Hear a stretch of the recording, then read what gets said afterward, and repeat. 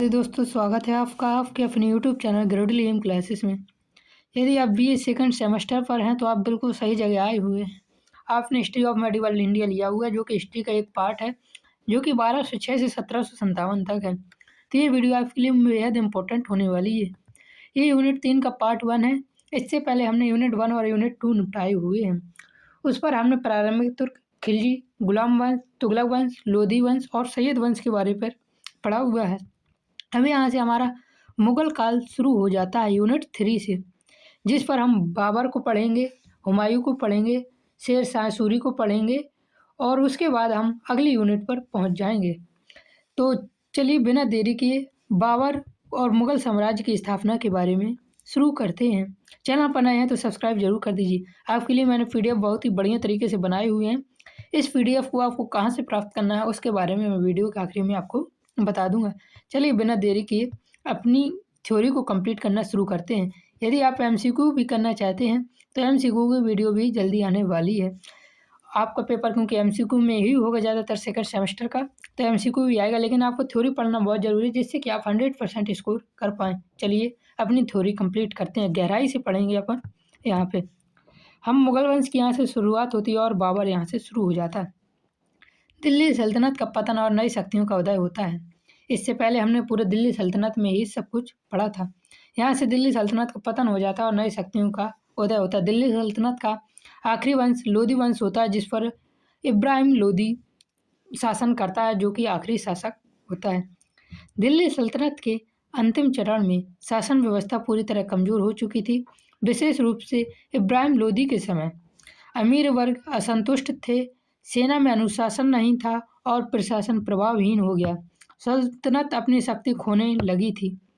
जैसे ही दिल्ली सल्तनत का पतन नज़दीक आया, दिल्ली सल्तनत इब्राहिम लोधी के समय पर था। आखिरी जो सल्तनत चल रही थी वो लोधी वंश की चल रही थी। अमीर वर्ग असंतुष्ट थे, सेना में अनुशासन नहीं था, प्रशासन प्रभावहीन था, प्रशासन का कोई प्रभाव नहीं बचा था। सल्तनत अपनी शक्ति यानी दिल्ली सल्तनत धीरे धीरे अपनी शक्ति खोने लगा था। आगे देखिए दिया हुआ है, भारत राजनीतिक रूप से एकीकृत नहीं था, अर्थात वहाँ पर कोई किसी की राजनीति नहीं चल रही थी, कोई राजा भी अच्छा नहीं बचा हुआ था, छोटे छोटे राज्यों में बटा हुआ था। हमारा देश अनेक छोटे छोटे राज्यों में दिल्ली सल्तनत के आखिरी समय में बट गया था। इस प्रकार आपस में संघर्ष बढ़ गए। जब देश आपस में बटा तो एक दूसरे को जीतने के लिए आपस में ही संघर्ष बढ़ गए। किसी भी राज्य में इतनी क्षमता नहीं थी कि वे पूरे भारत को संगठित कर सकें और इसी का फ़ायदा उठाकर बाहरी आक्रमणों हो चुके थे जिसका सामना ये लोग नहीं कर पाए। यह स्थिति विदेशी आक्रमणकारियों के लिए अनुकूल सिद्ध हुई और यहाँ से विदेशी आक्रमण फिर से शुरू हो गए।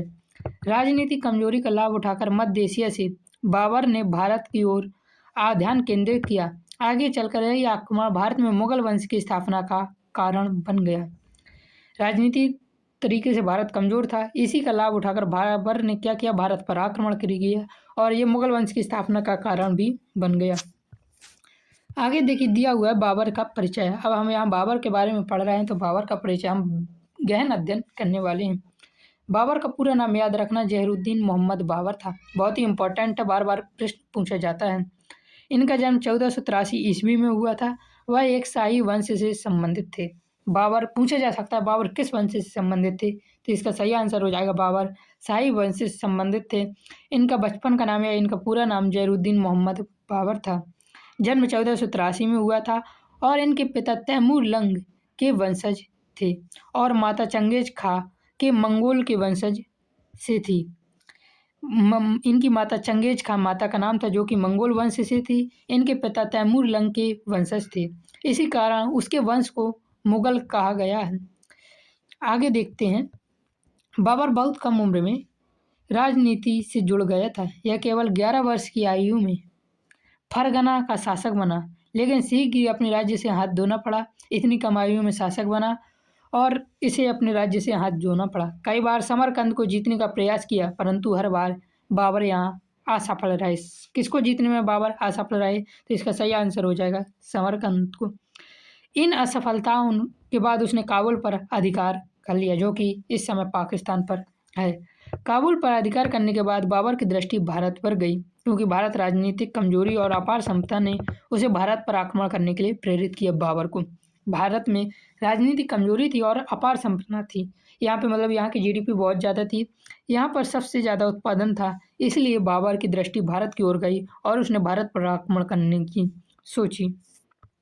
आगे देखिए दिया हुआ है भारत पर बाबर के आक्रमण के क्या कारण थे। बाबर के पीछे कई कारण थे। राजनीतिक एकता का अभाव, सल्तनत की कमजोर सेवा और इब्राहिम लोदी की अलोकप्रियता।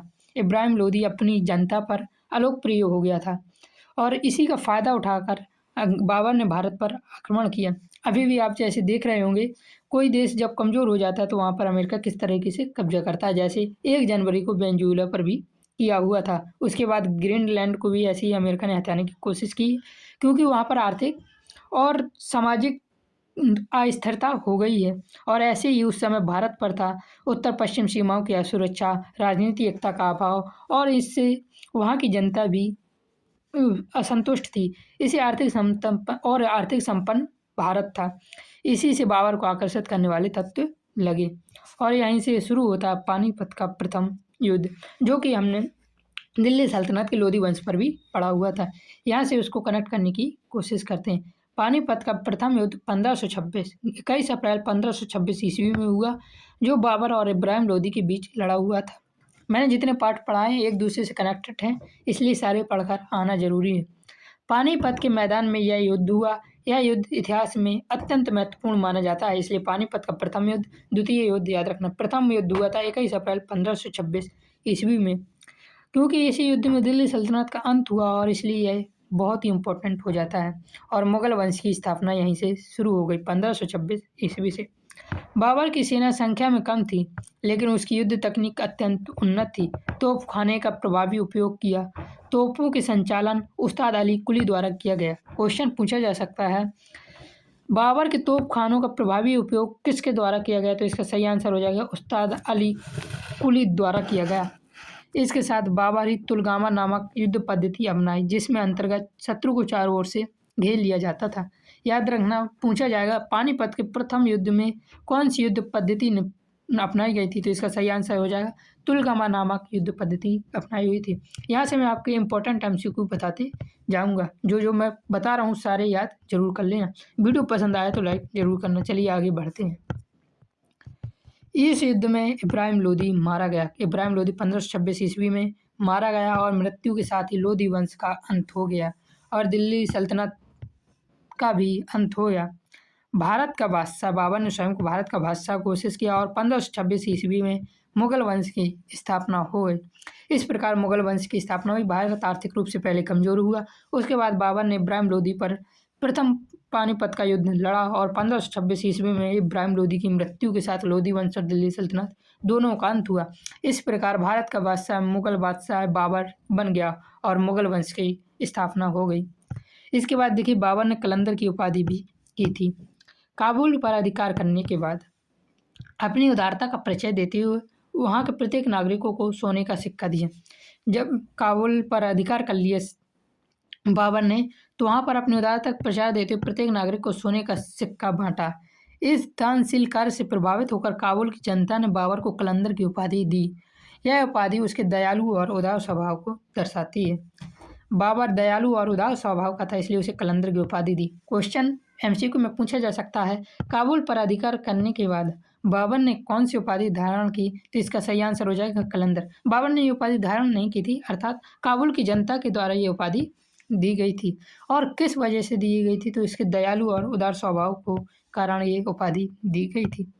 अगला इसका युद्ध होता है 1526 में पानीपत के युद्ध के बाद ये दूसरा युद्ध लड़ता है खानवा के युद्ध, जो कि 1527 ईस्वी में होता है। 1527 ईस्वी में बाबर और मेवाड़ के शासक राणा सांगा के बीच खानवा का युद्ध होता है। राणा प्रताप और महाराणा प्रताप के बारे में हम पढ़ेंगे, यूनिट 6 में शायद पढ़ा जाएगा। इस युद्ध में राजपूतों की राजनीतिक शक्ति कमजोर हो गई और उत्तर भारत में मुगल शासन और अधिक मजबूत हो गया और इस युद्ध के पश्चात बाबर ने गाजी की उपाधि धारण की थी। तो खानवा के युद्ध में क्या क्या हुआ याद रखना। खानवा का युद्ध 1527 ईस्वी में हुआ। यह बाबर और मेवाड़ के शासक राणा सांगा के बीच हुआ था। इस युद्ध को खानवा का युद्ध कहा जाता है। इसका नेतृत्व सांगा राजपूतों की संयुक्त शक्ति का नेतृत्व कर रहा था। कौन? राणा।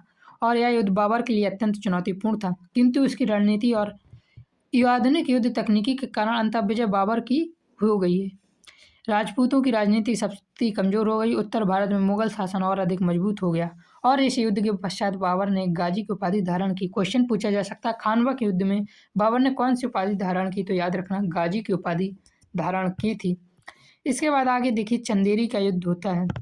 1526 में पानीपत का प्रथम युद्ध, 1527 में गाजी की उपाधि धारण की और यहाँ पे खानवा का युद्ध हुआ। फिर 1528 में बाबर चंदेरी का युद्ध लड़ता है, जो कि बाबर और चंदेरी के शासक मेदिनी राय के विरुद्ध हुआ। ये भी इम्पोर्टेंट है। इस युद्ध में बाबर विजयी रहा है। इस विजय के परिणाम स्वरूप बुंदेलखंड क्षेत्र में मुगल शासन स्थापित हो गया। आप में से कौन कौन बुंदेलखंड क्षेत्र से, आप कमेंट जरूर करना। बुंदेलखंड क्षेत्र में मुगल शासन स्थापित हो गया और बाबर की स्थिति और सुदृढ़ हो गई। 3 जगह कब्जा करने के बाद पहले भारत पे कब्जा किया, उसके बाद राणा सांगा को हराया और उसके बाद मेदिनी राय को हराया। इस प्रकार बाबर की स्थिति और मजबूत हो गई। इसके बाद बाबर एक अगला युद्ध लड़ता है जिसे हम घाघरा का युद्ध कहते हैं, वो भी बहुत ही इम्पोर्टेंट है। ये युद्ध भी अगले साल ही बाबर लड़ जाता है 1529 में।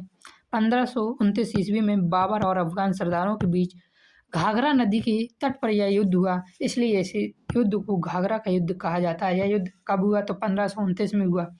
यह बाबर का भारत में अंतिम युद्ध माना जाता है। इस युद्ध में विजय प्राप्त करने से बाबर ने अपने सभी प्रमुख विरोधियों को पराजित कर दिया और अपने साम्राज्य को सुरक्षित कर लिया। तो याद रखना, बाबर द्वारा लड़ा गया आखिरी युद्ध कब और कहाँ लड़ा गया था? तो यह घाघरा का युद्ध था। 1529 में लड़ा गया, जो कि घाघरा नदी के तट पर लड़ा गया और ये बाबर और अफगान सरदारों के बीच का युद्ध था। यह बाबर का अंतिम युद्ध सिद्ध हुआ और इससे बाबर का साम्राज्य सुरक्षित हुआ। बाबर ने अपने सभी विरोधियों को पराजित यहाँ से कर दिया था। अब देखते हैं बाबर की मृत्यु और साहित्य के योगदान क्या क्या थे। बाबर की मृत्यु कैसे हुई, चलिए देखते हैं। ये याद रखना, बाबर की मृत्यु बहुत पूछी जाती है। 26 दिसंबर 1530 ईस्वी को बाबर की मृत्यु हो गई।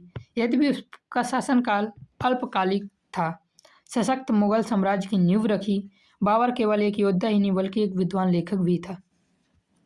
उसने अपनी आत्मकथा तुजुक ए बाबरी तुर्की जगतगाई भाषा में लिखी। याद रखना, क्वेश्चन पूछा जा सकता है, बाबर ने अपनी भाषा किस भाषा में लिखी, आत्मकथा किस भाषा में लिखी? तो याद रखना, बाबर ने अपनी तुर्की भाषा में आत्मकथा लिखी थी। बाबा की आत्मकथा का ये नाम भी याद रखना, तुजुक ए बाबरी तुर्की। याद रखना, इस ग्रंथ का फारसी अनुवाद भी हुआ, जो कि बाबरनामा के नाम से प्रसिद्ध हुआ। इस बाबरनामा का अनुवाद अब्दुल रहीम खान खाना ने किया। यह पुस्तक मुगल के इतिहास का अत्यंत विश्वसनीय स्रोत मानी जाती है। मुगल काल में क्या क्या हुआ, उसके इतिहास का सबसे अत्यंत विश्वसनीय स्रोत है बाबरनामा की प्रसिद्ध आत्मकथा। याद रखना, इससे बाबर की मृत्यु 26 दिसंबर 1530 में हुई। इसका शासन अल्पकालिक था, शासन मुगल साम्राज्य की नींव रखी थी। बाबर एक विद्वान लेखक था। बाबर की आत्मकथा का नाम जरूर याद रखना, बहुत ही इंपॉर्टेंट है, तुजुक ए बाबरी, जो कि तुर्की भाषा में लिखी गई। इसका अनुवाद बाबरनामा के प्रसिद्ध किया गया और किस भाषा में किया गया? तो फारसी भाषा में। अनुवाद किसने किया? तो अब्दुल रहीम खान खाना ने इसका अनुवाद किया। मुगल काल के इतिहास का सबसे अत्यंत विश्वसनीय स्रोत कौन सा है? तो ये हो जाएगा बाबरनामा या तुजुक ए बाबरी तुर्की, जो कि बाबर की आत्मकथा थी। क्वेश्चन ऐसे भी पूछा जा सकता है, बाबर की आत्मकथा का नाम बताइए। ये दे देगा तुजुक ए बाबरी तुर्की और बाबरनामा, और फिर तीसरा ऑप्शन आपको मिल जाएगा ये दोनों। तो इसको अच्छे से पढ़ के जाना। यदि आप पीडीएफ चाहते हैं तो पीडीएफ की लिंक के बारे में मैं आपको बता दूंगा। पहले इसका कंक्लूजन देख लेते हैं। बाबर ने भारत में मुगल वंश की स्थापना कर मध्यकालीन भारतीय इतिहास में नए युग का आरंभ किया। उसकी सैन्य सफलता, राजनीतिक सूझबूझ और साहित्य योगदान ने उसे एक महान शासक के रूप में स्थापित किया। उत्तराधिकारियों ने और अधिक विस्तारित तथा सुदृढ़ किया। बाबर के साम्राज्य को बाबर के उत्तराधिकारियों ने और अधिक विस्तारित किया। बाबर के बाद हम अगले पार्ट पर पढ़ेंगे हुमायूं के बारे में। तो इस प्रकार आपका ये यूनिट 3 का पार्ट 1 खत्म होता है। पार्ट 2 पर जल्दी मिलेंगे। पीडीएफ के लिए आपको हमारे टेलीग्राम चैनल पर मैसेज करना होगा। उसके लिए आपको हमारे यूट्यूब की बायो पर जाना होगा। यूट्यूब की बायो पर आपको हमारे टेलीग्राम का लिंक मिलेगा। टेलीग्राम के लिंक पर जाकर आप हमें मैसेज करेंगे और 9 रुपये का पेमेंट करेंगे। 9 रुपये का पेमेंट करते ही आपको हमारे चैनल पर पड़ी हुई सभी वीडियो का और आने वाली सभी वीडियो का पीडीएफ एक्सेस मिल जाएगा। चैनल पर नए हैं तो सब्सक्राइब जरूर करना। यदि आपको ये वीडियो इंपॉर्टेंट लगा तो लाइक भी जरूर कर देना। जय हिंद, जय भारत, राधे राधे।